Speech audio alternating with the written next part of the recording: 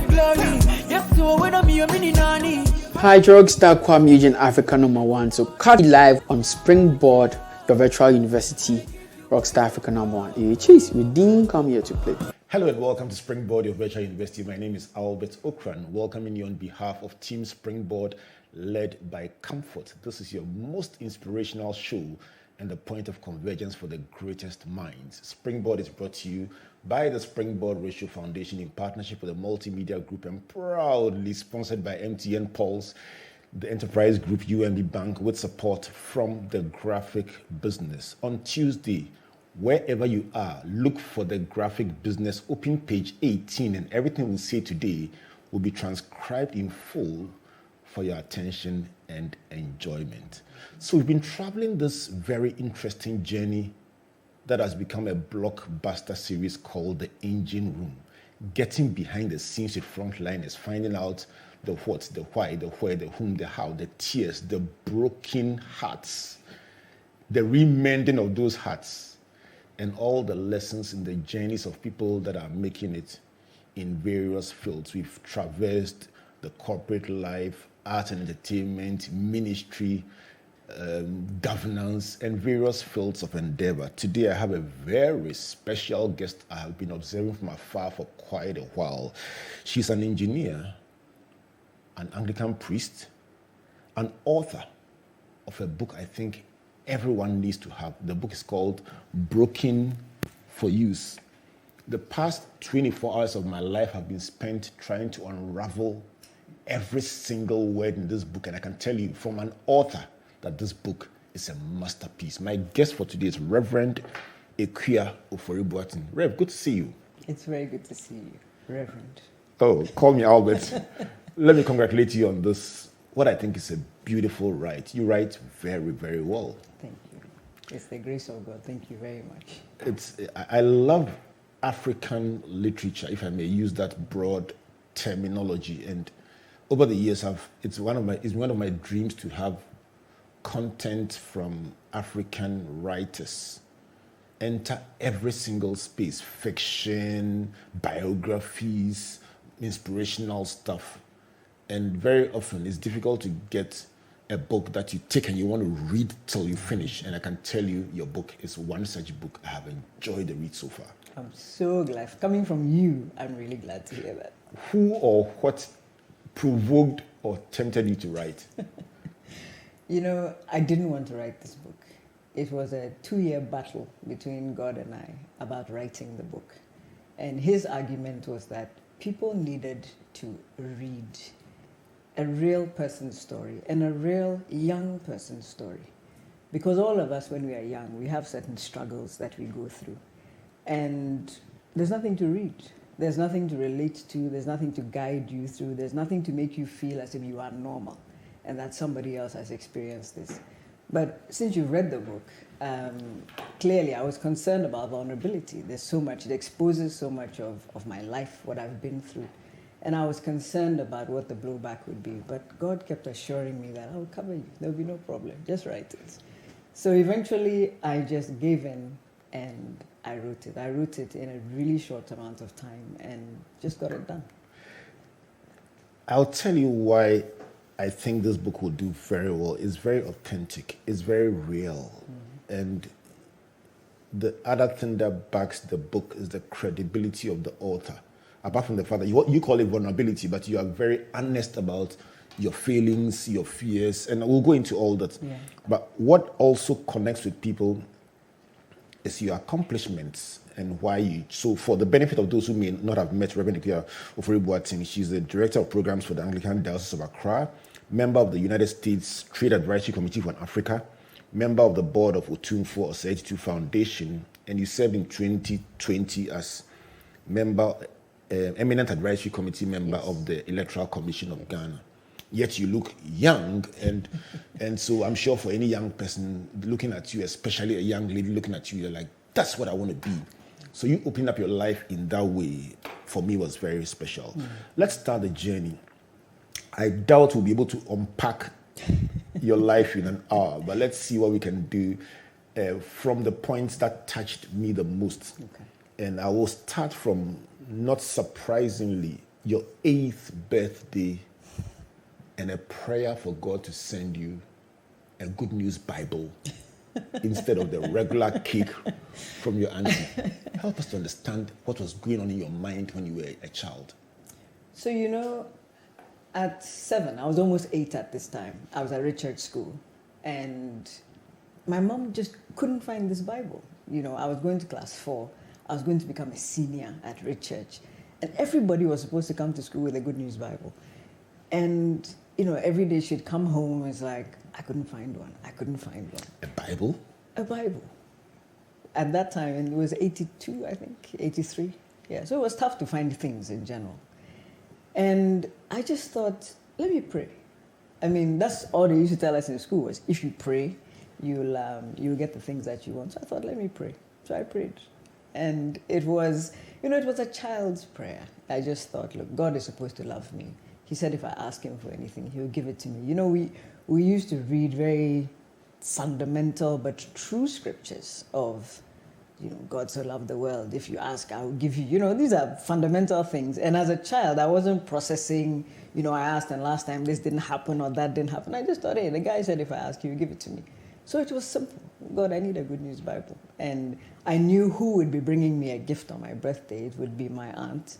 And so I said, bring me a Good News Bible. And she did. She brought me a Bible. But as you read, it wasn't a Good News Bible. So the Bible came in. It wasn't a Good News Bible, but at least it was a Bible. It was a Bible. It was a Bible, yes. How did you feel? I was very disappointed. I remember that so clearly because I remember looking at it and thinking, what am I going to do with this Bible? It's not a Good News Bible. I'm going to be in trouble. I'm going to go to class 4 and I won't have a Good News Bible. What Bible was it? It was a children's Bible, just a picture. And you're not a senior. How How can can I be reading children's Bible? You know, just thinking about it.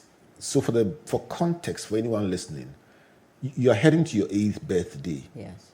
You read about a God who answers prayer. You ask for a Bible from somebody who has brought you a cake all her life. She brings a Bible wrapped up. You open it and it's a Bible, and you say, "No, God, the version I asked for, you failed that test." Is that what the Bible calls childlike faith? I believe it is. I really think that is just us trusting. I mean, it's like asking your parents to give you something. Your expectation is that you get what you want. And you have your specs. Yeah, my daughter says to me, I want KFC, and it comes with specs. You know, and if you don't bring the right specs, there's great disappointment. It's like, didn't you hear what I asked for? The audacity of disappointment. So it was the same thing with me. I just felt as if God must not know what a King James Bible, what a Good News Bible is. He just didn't know what it was. With the benefit of several years of now knowing him, is there some merit in working with God that way? Just knowing what you're asking him and believing that he understands your prayer? I think there's a lot of merit in it, but there's also a lot of merit in recognizing that God will give each of us what is best for us. Not always what we want. It's not always what we want, but it is definitely what is best for us. And on my 8th birthday, that Bible, that children's Bible, was what I needed because I read it. I would never have read a Good News Bible at 8, especially because I ended up leaving the school. I never went to class 4 in Richard. So if I had gotten a Good News Bible, I wouldn't have read it because I wasn't in class 4. But because I got a children's Bible, I read it. I read it from cover to cover several times. And that formed the foundations of your knowledge about God. Still today, Meshach, Shadrach, Abednego, and the 4th guy, I see the picture. I like the way you refer to God as a guy. Is that how close you feel to God? Yes, I feel like God is our friend. You know, He's God. He gets the reverence. Certainly, He's God. You know, He created all of us. But He's cool. He wants to chat. Yeah, He wants to chat. He wants to hang out. He wants to know our problems. He's funny.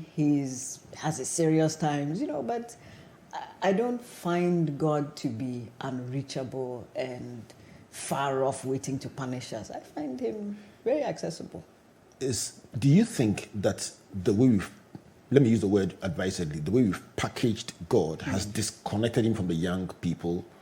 Have we failed to reach them or connect with them with a God who is real, who's cool, who they can relate to? I think so. And I think so because, you know, think about your friends, even when we were kids. even today, you as a priest, I'm sure when you are in a casual setting and a priest walks in, your whole attitude changes because a God person has walked in. And so your behavior must change, your mannerisms must change, everything about you must change. And so our young people become good people in the presence of God. They're not real people. They are not letting their hair down so that we can truly understand what their challenges are. Instead, they are putting on a show. But God is not deceived by that show. And we've prevented our young people from seeing the God who is interested in working with them as they are and moving them to the place where they don't have to pretend anymore. One of the central themes of your book, if I had to give it a different title apart from Broken for Use, one of the central themes is the quest for external approval. I think it's a central pivot around which the book evolves. Yes. And I would like to explore that theme because it's it's a huge issue. You see, most of us live our lives trying to please other people, trying to score points in the marking scheme we've created in our minds about what will make us acceptable. Let's use the word again, cool. Help us to understand this quest for external approval. So I think growing up, we all, the world has standards, okay?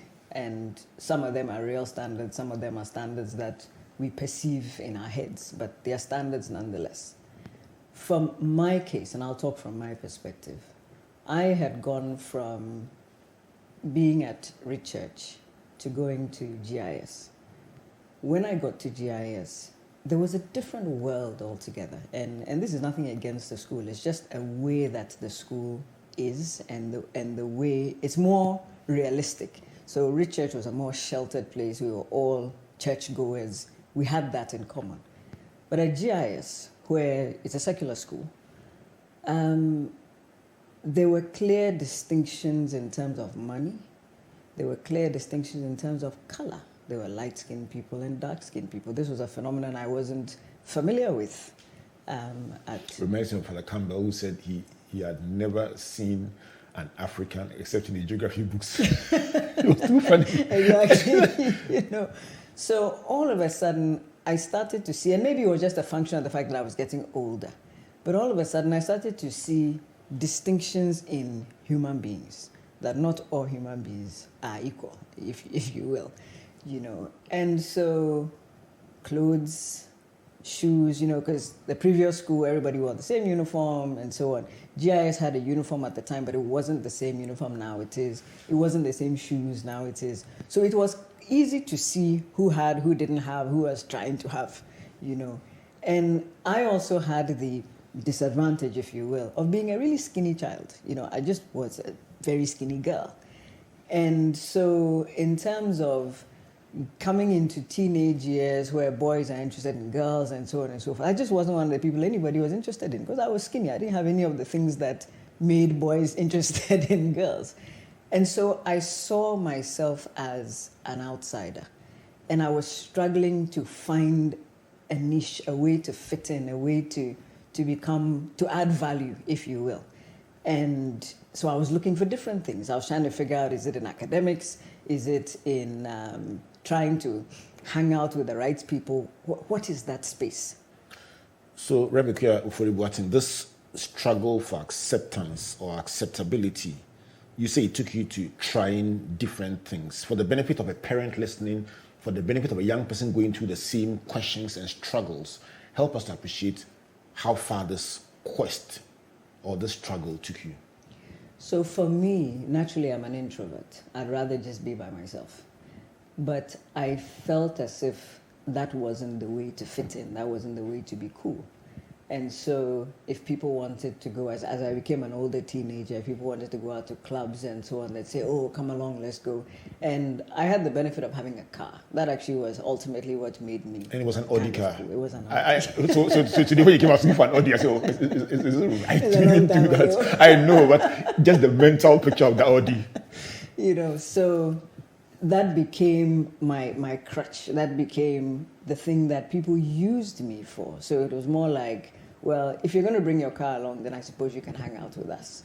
And so it was, trying to find the right clothes. It was going out to places I didn't necessarily want to go to, but I felt as if it would make people like me more. So a lot of young people get into situations that it's a peer pressure thing. They're really not interested in it. They don't enjoy it. But for the sake of being accepted by other people, they delve into it. Did your parents know? I don't think so. And I think it's just a function of the fact that all young people, teenagers, are very adept at having two lives, a life before their parents. Tell me about, can I call it duality? Well, I mean, it's just the way teenagers are. They have a home personality around my parents' personality, and then they have who they are with their friends. And it's just the way it is. So should a parent listening to you settle their minds with the fact that the child they see at home or the teenager they see at home is not necessarily all that there is to their child? They should work on trying to understand their teenager better, on trying to be less judgmental of their teenager. So, get the teenager to open up, not to judge, but to know and to advise. And also, I think as parents, we often create the impression, I think we do better now, but I think our parents always created the impression that they never went through the things that we go through. They never had an interest in the things that we have an interest in. And so there's always a sense of they can't relate. But I think more parents can relate than their teenagers are aware of.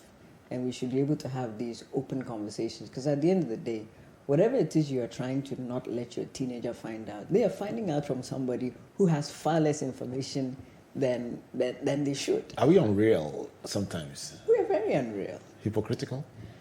I don't know if hypocritical is the word. I think you don't it's want to offend fear. them.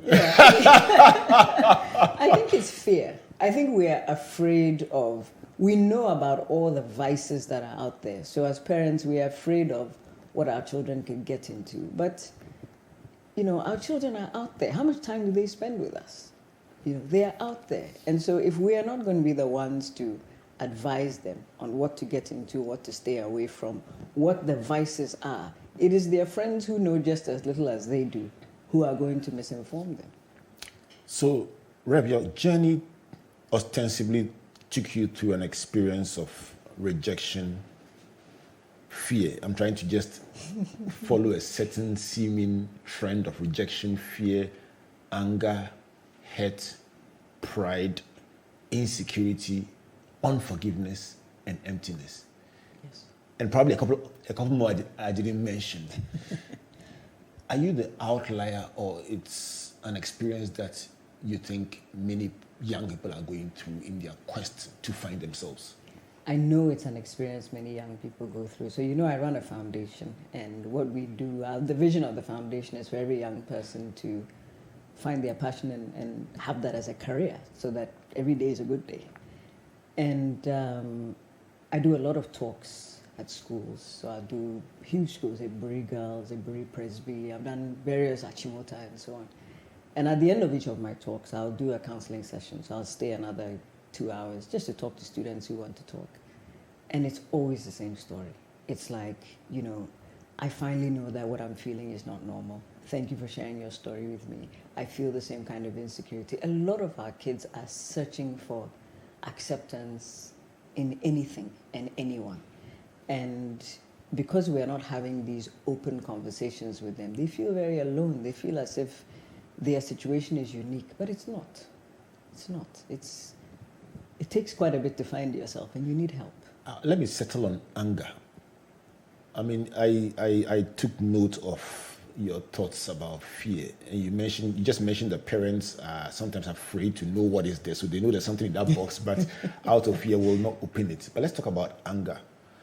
You describe how your life got to a point where you were angry, and that anger ultimately led to a revenge list. Yes. Help me to understand it. I think I felt as if, anger revolves around unmet expectations. So you expect... What were you expecting? I was expecting people to like me. Why? Because I couldn't think of any reason why they shouldn't.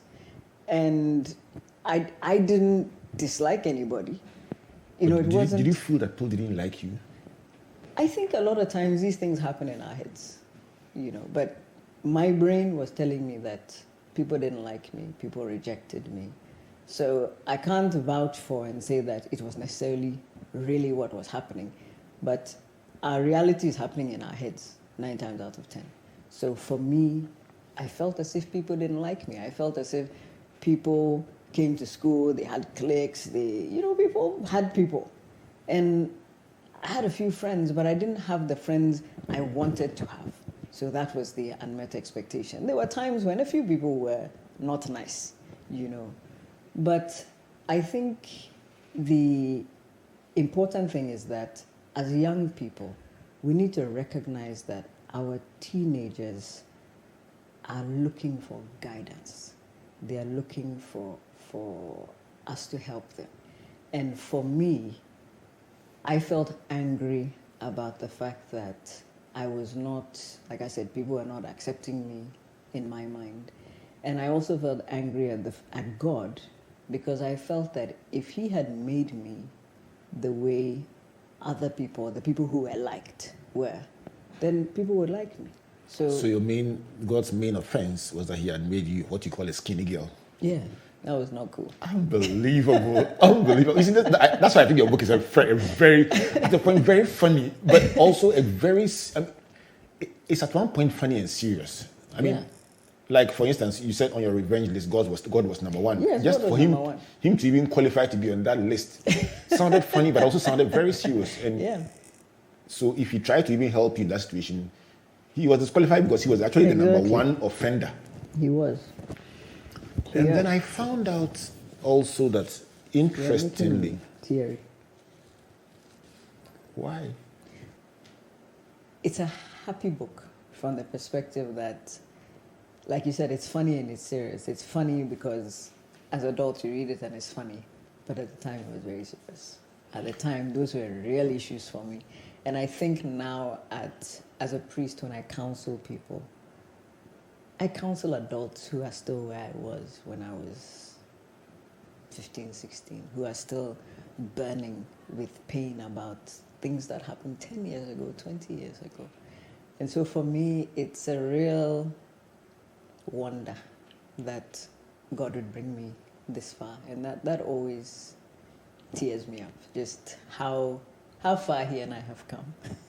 Charlie, I think you are a very special person because your ministry will definitely be designed, defined, marked by your experiences. Your perspective of God will be marked by how you've traveled this journey and what you have experienced. And I believe that it would make your ministry very unique. I've done this work with young people for all my life.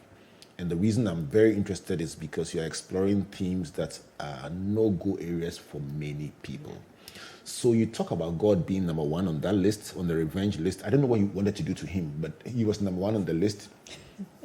Then I saw your French teacher, and that's one thing we have in common. I also hated French because my French teacher did not make French exciting. But your French teacher actually referred to you as a miserable cockroach. Yes. I'm just thinking, do people, adults, children, parents, know how much we hurt young people with some of these references? I don't think so. I think a lot of these references, they are said in frustration. Some of them are said in jest. But, the psyche of a young person is very fragile. And young people hang on to everything they hear, especially. But what do you do wrong? In the case of the French teacher. I actually remember what it was. So there was a telephone conversation. It was an oral exam. And I was supposed to ask the question, c'est qui a l'appareil, which means who is on the other side. And I didn't ask. You're talking with a French accent. Yeah, because I'm learning French. Okay. I'm overcoming that fear. All right. So I didn't ask. And so the result was that at the end of the conversation, I didn't know who to say goodbye to. So that's how come I failed. Because you hadn't said hello to anyone. Because I hadn't said hello to anyone. I didn't even ask who I was tension? talking to. Oh, it was tension, and it was just the fact that I didn't like French. I just didn't like French. It wasn't exciting for me at the time. Right. And So you failed. so I failed. And then I debated it. So when I saw that I had failed, the next class or whatever it was, then I debated the fact, I was a feisty kid. And that's when she called me a miserable cockroach. And then I decided, you know what, the French, I'm done. The number of people who have changed a subject just because a teacher wasn't kind to them. So your offense was, first of all, failing the oral exam. Yeah. And then asking why you failed. Yes. Okay, so in our time, we're not used to students asking questions and challenging them. them. Maybe it's a bit better now. And then there was this headmistress who told you were not fit for the school. Yes. So my headmistress... She was number 3 on the list, just for the record. She was number 3 on the list. So she said that I bombed my mock. I was a science student and I bombed my mock. And she said that if I should drop science and do arts because if I go ahead and do the science, this was for A's. No, it was O's. It was O's. Said if I go ahead and do the science, I'll disgrace the school. I was so upset. Just the whole idea of somebody disparaging me that much. But it was good for me in the sense that it drove me to become a very serious science student. That was ultimately how I ended up becoming a mechanical engineer. I ended up doing a first degree in physics, just to make a point. So... This is Springboard Virtual University and a very special conversation with Reverend Akua Ofori Boateng. I have about 1,016 questions for her, and we'll go for a brief break. When we come back, let's find out how she accomplished so much in her career, how she became a minister, and very importantly, how she was broken on this journey. That's the part you would love, the broken part. How life seemed to go down, down, down, down, down to the lowest of the low, and how God picked the pieces up together. This is Springboard Virtual University. We'll go for a brief break and say a big thank you to MTN Pulse, the Enterprise Group, UMB Bank, and the Graphic Business. Please don't go away. Don't be left out. Download the Pulse app from the App Store or Play Store to mash up all day, every day. You can also enjoy more mashup. Just buy the new Mega Bundle and get 3 gigabytes data, extra 400 megabytes for your social apps, and free MTN to MTN calls every Monday. So go ahead, feel the pulse on MTN Pulse. Just be. We're good together. Everywhere you go.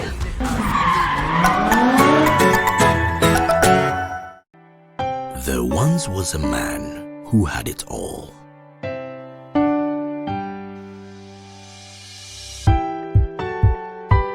He had skill, he had charisma.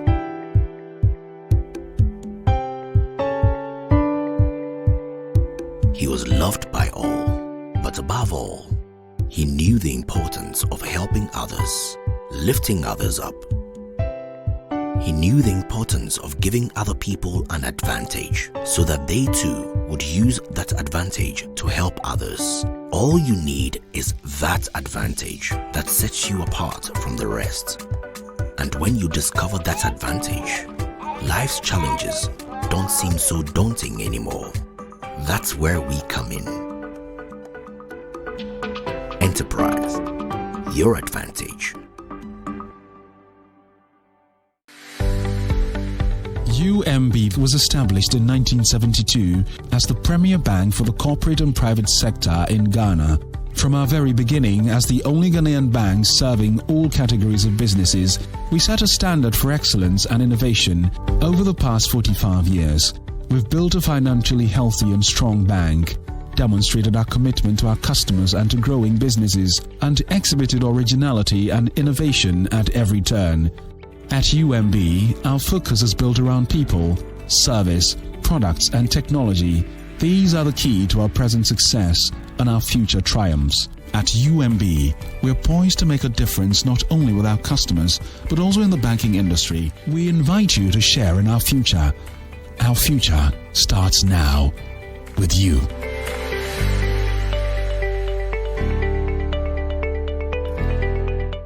Hi, I'm Doreen Nando, and you are on Springboard, your virtual university. Welcome back to Springboard, your virtual university. Today, in the engine room with Reverend Akua Ofori Boateng, unpacking a story that you would love to hear over and over again, as we also look at this book that I happily recommend to you if you're listening on radio. It's called Broken for Use, nicely designed with a cracked or broken glass by Reverend Akua Ofori Boateng, endorsed by several leading people and described as a must-read. And I add my voice to that and say, you will love it. It's a journey, beautiful one. So you've been speaking so far about childlike faith, packaging God as cool so the young people can relate. You've been talking about external approval, and then about the scary one, duality, if I may use that word, borrowed. And then we settled on your revenge list of people who made you sad and you wanted to hit back at them. You didn't tell us what you were going to do to them anyway, including God as number one, and then the French teacher and the headmistress. But let's talk about the escape to the cathedral. In this moment of being lost in your life, you formed a habit, even though you didn't want to know God and you didn't want to see him, of driving to the cathedral and sitting there. Help us to understand what you were looking for. I don't know. You know, I just felt very drawn to the cathedral. Like I said, I'm very introverted. I like quietness. I like being by myself. And I don't know why the cathedral in particular. I mean, of course, now that I'm a priest, and that was actually my first posting, the cathedral. You know, I'm sure God... Isn't God funny? God is very funny. I'm sure God was like, you know, you're too no plate there, you see. You know, but for me, it was a place where I was me. It was real. It was genuine. I didn't have to pretend. I didn't have to do anything but just be me. Do you pray? And I don't think I prayed. You know, I would feel God. I've never, you know, people talk about hearing God. I can't say I've heard the audible voice of God. But I have thoughts which are so intelligent, they couldn't possibly be mine. I have certain feelings. When I say certain, as in for sure feelings. And I know that this is God speaking to me. But most importantly, in that cathedral and in any church that I've been to where the presence of God is, I feel totally at peace. At a time in your life where you were angry with God, put him on your revenge list, you were thinking of what to do to him, you found yourself going to a cathedral. Yes. And yet when a friend in the book, a friend called David suggested that you could one day become a priest, you were so angry that you fought him. Yes. Was there no conflict or contradiction in that? No, not in my mind. Help me to understand. I mean, a priest would be working for God, the very God who is not nice to me, who I had some I don't know if it's Krodoso or Chum, I had something on my legs, you know, and people used to tease me about, oh, this was God's fault. How on earth was I going to become his priest? I just found it severely irritating.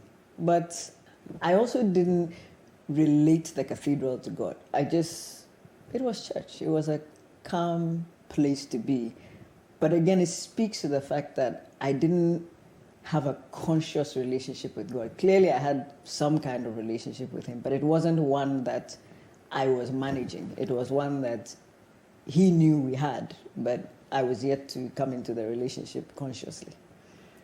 And so poor David, he was later to become the prophet, but poor David, just suggesting that you be a priest, yes, he was off from where you sat. It was terrible. I mean, we still laugh about it till today. When I became a priest, he was very amused. He's still your friend? Oh, we're great buddies. Yes. Wow. Yes. And so you describe in your book the very first time you were ordained, serving communion, probably about 20 years or so after, 22 years after. Yes. And in the queue of people to receive communion, you lift up your eye, and there's the colleague who said you'd be a priest, and you said, over my dead body. Yes, there is David, beaming from ear to ear. And he actually traveled. He actually had no idea. He lives in Atlanta. And traveled all the way from US just to attend. He came with his family. It was incredible. Came with his parents, everybody, to support me. That was really, really touching. But yeah. And at the end, you know, he said to me, when the ordination was done, he said, oh, you know, maybe I should become a prophet. Prophet David. With the benefit of hindsight, I'm sure you understand you understand why you and David were so miles Yes. apart. I don't know what he saw, but for him to mention that you will be a priest and for you to say, not on my life, because at that time in your life, ostensibly you were also called Miss Friday elsewhere. I was. Help us understand Miss Friday. So Miss Friday, so every Friday I would go to Fridays. I don't even know if it still exists. It was a club in Sakumono. And every Friday... I drove past it on the way to a wedding, so I think it's it's still there. Oh, wow. I don't think that bouncer is still there. I don't think he's still bouncing. Oh, there's a bouncer there. He's the one who named it Miss Friday. Okay. So I would go, because it was cool, you know. And I remember distinctly that I didn't enjoy it. There were a number of things I did. So I would go there, and I'd go to Labadi Beach, used to have a beach party. And, you know, I'd be there through to like 4 or 5 o'clock in the morning. And I didn't enjoy any of those things, but it was almost like this is the sacrifice to be part of the in crowd. So you need to go. Let's talk about Joseph. An interesting character. Not his real name, I found out later. Yes. But an interesting character I saw in the book, somebody that the first person you fell in love with. And every experience you have, I'm trying to relate it to the young person listening and seeing, is this their reality as well? Tell me about Joseph, falling in love, losing, gaining, and losing again. Help me to understand. I think, you know, like all young people, when we come to a certain age, you're looking for, you naturally gravitate towards looking for a partner. I think it happens to everybody.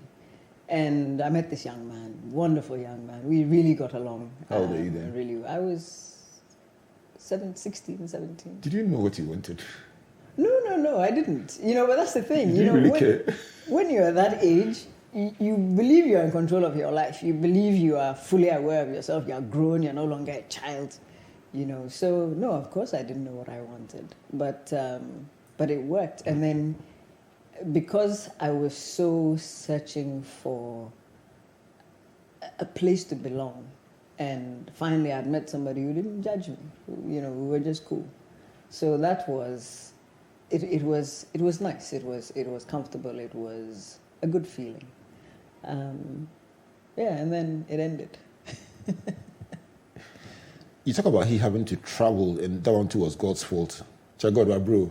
I know, can you imagine?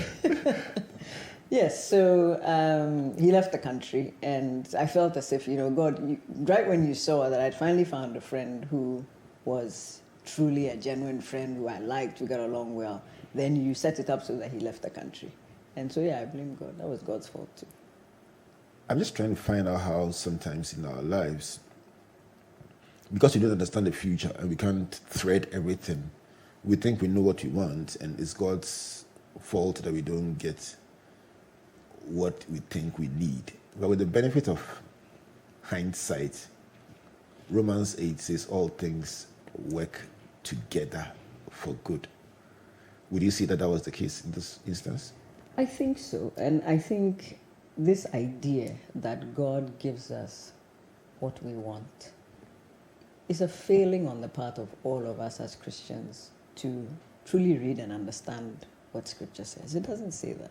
It doesn't actually say that God will just give us what we want because we want it. It speaks about it being in accordance with His will. And to a large extent, I think we haven't taken the time off to truly understand what God's will is in terms of His desire for all of us to find salvation, and that everything that happens in this world is geared towards increasing His kingdom. So He structures it that way. But we always think about the fact that, well, God said if I ask, I'll get it, and I asked and I didn't get it, therefore God has failed me. But it's towards something. And if what we are asking for is not towards that thing, we're not going to get it. Because His is the kingdom, the power, and the His glory. is the kingdom, not ours. Charlie, but He must give us every day our daily bread. That one's going to give us. Yeah, but you see, what we perceive as our daily bread sometimes is not bread at all. What is it? Oh, it's all chocolate, all kinds of other things. Oh, that's why you are cool. That's why you are Sometimes cool. we are not focused on the fundamentals of our faith. We are. You think the church has failed in some instances to I think, structure our message properly? I think to a large extent, the church has not been able to get people to truly understand that it is God's glory. We are here for God's glory, not for our own glory. And when we understand that we are here for God's glory, then everything we do is structured towards that, and we work towards that. And I don't think the church has been able to capture that in the minds of a lot of people. But all of us make up the church, so it's not an issue of the priest in the pulpit. Right. Let me settle on a subject that is very central to the lives of many people as they grow. Yes. And we are getting the benefit of using your life, what I may call your experiences, the good, the bad, the ugly, your pain, to learn something that is we are grateful for. So let's talk about marriage. Sure. Help us to understand the Genesis, the Exodus, the Leviticus, the Numbers, and the Deuteronomy of marriage in your case. So in my case, marriage I was under pressure to marry. I felt I was under pressure to marry. And again, a lot of these things are perception. I felt as if I had done all the career things. I had a really good job. I was graduated mechanical engineer. I had a master's degree in mechanical engineering. I was almost wrapping up my MBA. So career-wise, I'd got it right. But then the issue of marriage suddenly sprung up. And I think a lot of times as parents, we fail our youngsters in the sense that from the time our kids are like 4 or 5 years, we start telling them, oh, you'll be a doctor, you'll be an architect, you do this, you do that, And yet career ends at age 60. But the one that is for a lifetime, which is marriage, when you are 23, you walk into the kitchen sleepily looking for some water. And then you are suddenly hit with, hey, now you're not worry. And then that begins a quest for a spouse with no information, So you felt unprepared? I mean, that's not necessarily what happened to me, but that's what happens to a lot of young people. But I felt grossly unprepared. I just didn't know what to look for. And, I knew the person needed to have a job. But in terms of, first of all, what is the purpose of marriage? The purpose of marriage is to represent the relationship between Christ and the church. It's an evangelical tool. So what is happening in our marriage is telling the non-Christian what is happening between Christ and his church. So if we are insulting our spouse, that is the representation of the relationship between Christ and his church. It's disrespectful, or it's violent, or it's abusive, whatever it is. So if we have that in mind, then we know that marriage is a ministry. It's not a rite of passage. It's not something that you do because you've come of age and therefore you must marry. For me, I married out of a come of age and a variety of things that were not the real reason why a person should marry. And I was not getting married with a whole host of information that as young people we should have. So I made a mistake. And that mistake ended up breaking my life down to a place where I came down almost to nothingness. And wow. I needed to figure out what's my next step. Without all the details, for anyone who wants this story, which I think everyone must get, I would recommend that they get the book and read it, because the way it's told in the book, the kind of details and the weaving, you can't do everything today. But I would, just for the benefit of somebody seeing, there you go, you're touching on something that is very, very important to me. When you say you made a mistake, what was the mistake? Was it the choice of person? Was it the approach to marriage? Was it the decisions you made when you got married? What was the mistake? The mistake was I didn't know myself. And so I didn't even know what to look for in a spouse. The mistake was I wasn't happy within myself. I had no inner peace. I was not settled within myself. So many of us, when we are at that level of insecurity and pain and so on, we are looking for someone to be a solution to our problem, somebody to be the salve over our wounds. But that's an unfair request to make of anybody, that let's marry so that you can solve my problems. That leads to problems. And if we can't find inner peace within ourselves when we are single, if we can't find our joy, our satisfaction, our happiness as single people, there's no way we'll find it in marriage. Was it dead on arrival? In that case, since you say you didn't know yourself and therefore what you wanted and you were insecure, and unprepared and therefore kind of under pressure, would you say that the marriage was dead on arrival? On hindsight, I mean, obviously looking at it now, I'd say yes and no. I think it was salvageable, but I think that kind of, and I'm saying this for the benefit of people who may be in a relationship now where they have this type of struggle, the solution is not to end the marriage. It can be solved, but it needs to be solved with the right type of help. It needs to be solved with counseling, the right type of counseling. It's not an issue of just, make it work. It's not that. Each person who finds themselves in a marriage where they have these kinds of struggles, the first point of call is self. We need to examine our own injuries, our own wounds. I mean, I always describe it like, it's like breaking your leg, right? And then saying that, it will heal over time. Yeah, it will heal. But either it will always hurt or you'll always limp. You'll always have a problem. And a lot of our emotional wounds, especially in this society, we don't deal with them because the notion is that when you go and see a psychologist, it means you're crazy. So when you seek any kind of emotional help or support, the general view is that you must have some kind of mental problem. But so many of us struggle with emotional wounds. The kind of pain I was coming out of secondary school with, coming out of university with, you don't take that into marriage.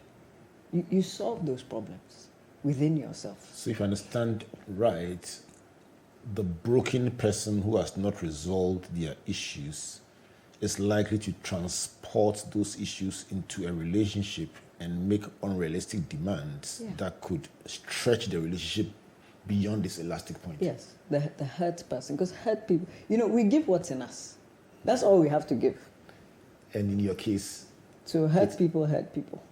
So in your case, you both hurt each other? I'll certainly hold my responsibility. You've got to remember, there's another person involved in this, right. So I'm not going to go into a lot of detail about this. But yeah, I own my responsibility in this. I realized that I was not ready for marriage, and because I wasn't ready for marriage, I took a lot of my negativity and my hurt and my pain and made unrealistic demands of the relationship. Let me ask you a very personal question. The first morning you woke up after your divorce, how did you feel? That's a tough one. I felt like a failure.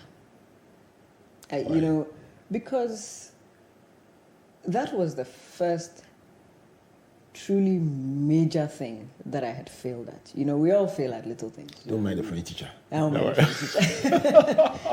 But this was a life failure. It wasn't just one of those things you bounce back from. It was a life failure. We have a child. How old was your child then? At the time, she was just almost a year old. How's she doing now? Oh, she's wonderful. Asking for KFC and all kinds of things. I tell you. So there was a lot of fear. Fear of what am I going to do? Fear of how do I face people? Fear of what answers do I give? We live in a society, especially you have all these aunties, and they are not regulated in their commentary. I can imagine. So what do you say? Do you respond? How do you respond? And I remember I prayed a lot. At this point, I was at a loss as to what God wanted. I'd gone in and out. When you read the book, I'd gone in and out of my relationship with God. Sometimes we were great, sometimes we were on and off. But I just felt like I had prayed for the marriage to survive, and it didn't. And I couldn't understand why. And I remember very distinctly feeling like when I prayed, my prayers hit the ceiling and fell back on me. I remember feeling that and thinking, why aren't you listening to me? Let me pinch a page in a minute from your corporate life, and then I'll settle finally on ministry. Just for context, this person that you describe who went to the point where you felt this is the lowest of the low, everything is gone. You mentioned the fact that you lost so much. Yeah. Let's swing to the part of how well your corporate life was going? My corporate life went really well. Initially, after university, I quickly picked up a job. I did well, did my MBA, was promoted. I was doing really well. Where are you based? I was based in the US. I was working with an engineering company. And things went well. You know, my corporate life never had a problem, primarily because I was very well prepared for corporate. I'd been preparing for corporate since day one. I mean, you start preparing for corporate when you're in primary school, the subjects you choose, you know, all of those things are guiding you to make sure that you're successful. So there was no challenge there. When I came here, with my personal crises, I found that things were falling apart. And that was actually when I decided to go to seminary. Help me to understand the trigger point. For somebody who had put God on the red list. Yes. What was the trigger point? So it was the red list. So my point was this. I wanted to understand God. You know, I felt as if I kept hearing about God with all my challenges, my crises, my praying, my prayers hitting the ceiling and falling back on me. I wanted to truly know God as an adult. But I felt like I used to church hop a lot. And every church I went to had a slightly different view of God. And I thought, you know, I'm not interested in the church view of God. I want to know who God is, because I want to make a decision about God. But I felt as if with everything that was going on, part of me wanted to walk away from God. But I didn't just want to walk away. I wanted to know God. Let God know that I know him. And then so you walk could tell away. him your feelings. Yes. Tell him my peace of mind and walk away. I can imagine. You know, so, and you know, it's weird. When I think about it now, it's so weird because in all of this, the only place I could seek answers was from God. So I was still praying and asking him, like, okay, well, so if I want to know you and all of that, what do I do?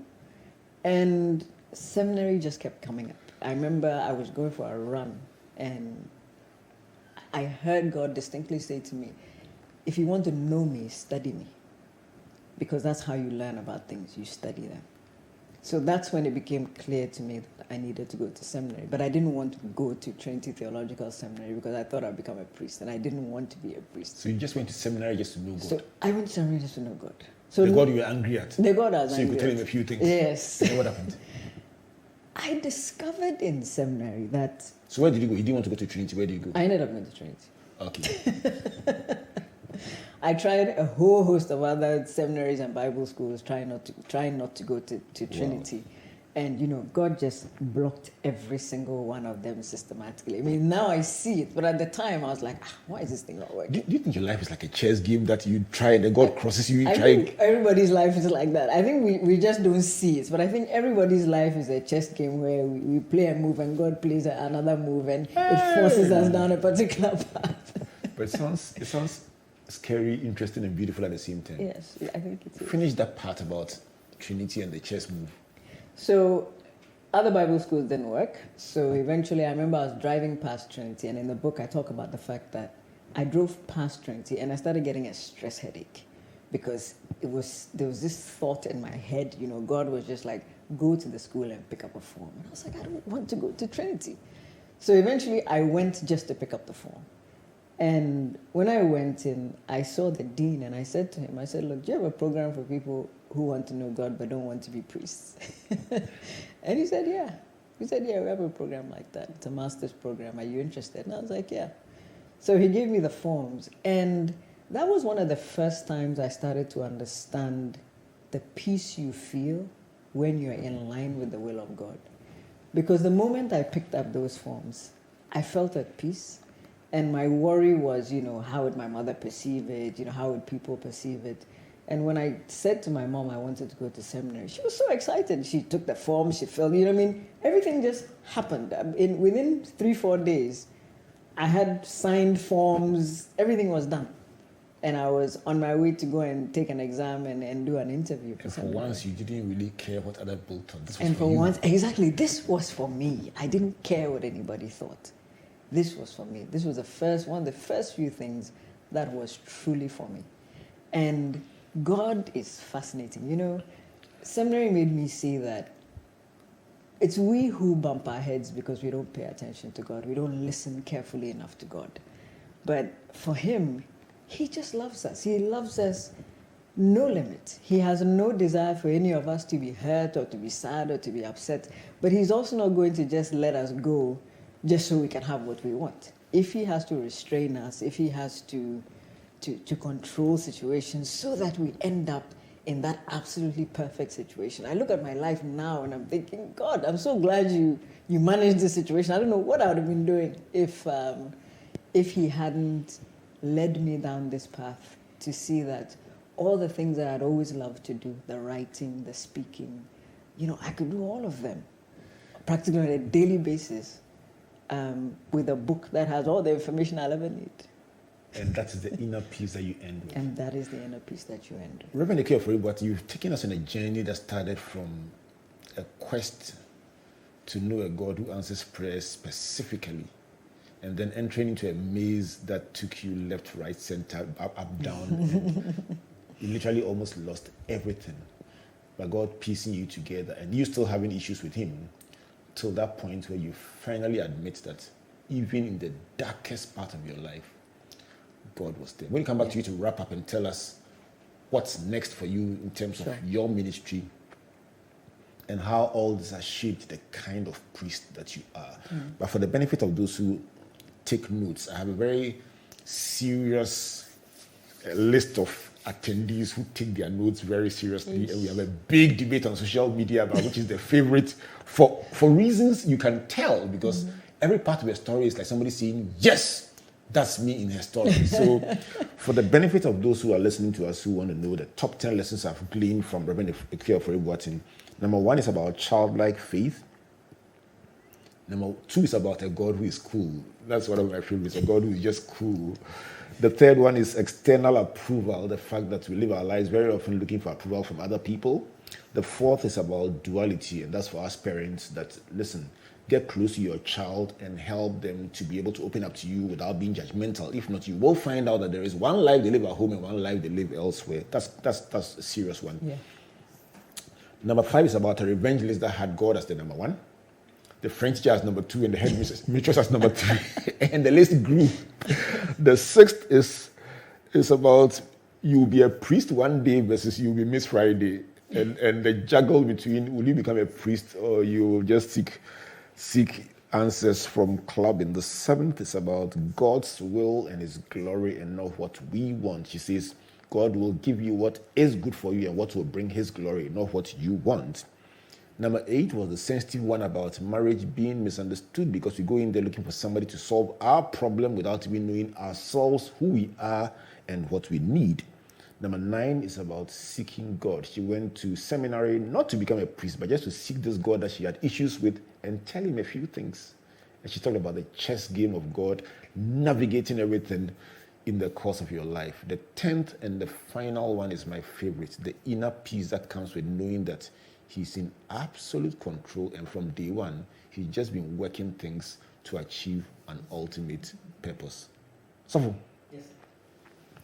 What kind of priest have you become as a result of these experiences, and what should Ghana, Africa, and the world expect from Reverend Akua Ofori Boateng going forward? I think I've become a very practical priest. I try and make sure that the sermons I give, the talks I give, are things where somebody can walk out and do something with it immediately. You know, so it's practical, and I try and keep it interesting. For me, it's important that as Christians, we see that God is in everything. I am a big proponent of God at the center of it all. So I don't believe in the concept of there's a secular world and a religious world, as if God created the world and then isolated himself in one corner called religion and left everything else to burn in hell. I think God can use anything and anyone, and he's demonstrated that throughout his scripture to speak to us and to bring us to his understanding. So I just want to be the kind of priest where people feel like they can come to me and tell me anything. But anything. the low haircut alone will make the young people feel happy. Charlie, it's nice. I like it. You know what? Look into.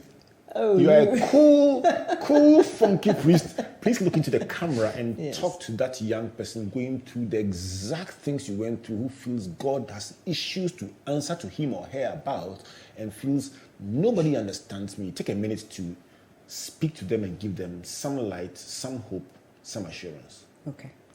So the thing I want you to know is that you are not your mistakes. You are not the challenges, the insecurities that you feel. All of those things may be something that's happening to you, but it is not who you are. Now, if you remember the Lord Jesus Christ, when he resurrected from the cross was something that happened to him. He was nailed to it and he died.